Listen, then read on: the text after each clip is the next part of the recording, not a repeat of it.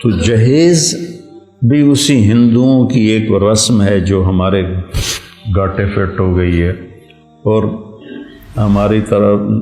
اب تو خیر کوئی نہیں رہا یہ، پہلے جب ہم چھوٹے چھوٹے تھے تو ہمارے سارے اگلی جو تھے بزرگ وہ سارے زندہ تھے تو وہ پوری رسمیں نبھایا کرتے تھے جو بھی ہوتی تھی۔ تو اس میں ایک رسم تھی کہ لڑکی کا جہیز ساری بارات والوں کو دکھایا جاتا تھا، وہ چور پائیاں بچ جاتی تھیں ہر ایک اپنے حساب سے، تو ہم نے اپنے گھروں میں دیکھا تو ایسے چار پائیاں بچ جاتی تھی، اور اس پر جناب کہیں کپڑے پڑے ہوئے ہیں، کہیں زیور پڑا ہوا ہے، کہیں جوتے پڑے ہوئے ہیں، کہیں بھانڈے پڑے ہوئے ہیں، پتیلے بھی پڑے ہوئے ہیں، خراب۔ اور بھائی ایک خاتون سے میں نے سنا ساڈا پتر ہن انگلینڈ ہوندا ہے، ہن تو اسی شادی تو پہلے پوچھنا ہے کہ سانو دیو گے کی؟ وہ تیرا بیڑا غرق جائے، وہ تمہیں اپنی بیٹی دے رہا ہے، جگر کا ٹکڑا کاٹ کے دے رہا ہے بیٹی،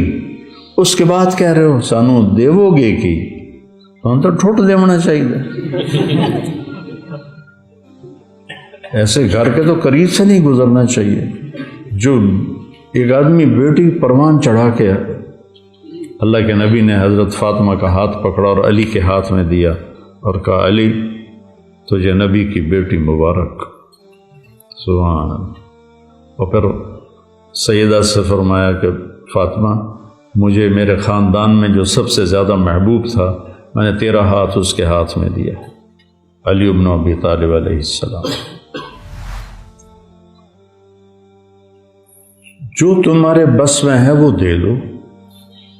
کوئی دینا منع نہیں۔ میرے نبی نے دیا، ایک پلنگ دیا منقش، اس پر کھدائی ہوئی تھی، نقش نگار تھے، ایک بستر دیا، ایک سرہانہ دیا، ایک مسلح دیا، ایک کالی چادر دی، ایک رنگ برنگی چادر دی، دو گھڑے دیے، ایک چکی دی، ایک مشکیزہ دیا، ایک لوٹا دیا، یہ 10 چیزیں میرے نبی نے، ایک چکی دی، اور چکی میں نے پہلے کہہ دیا، تو یہ 10 چیزیں میرے نبی نے اپنی بیٹی کو عطا فرمائیں۔ تو اپنی خوشی سے میں اس کو گھوڑا دے دوں یا اسے مرسڈیز دے دوں، وہ میری خوشی ہے اپنی بیٹی کے لیے، لیکن سسرال والے کہیں اے بھی چاہیے، اے بھی چاہیے، اے بھی چاہیے، اے بھی چاہیے، یہ بہت بڑا ظلم، بہت بڑی زیادتی۔ ان چیزوں کو اپنی گفتگو کا محور بناؤ۔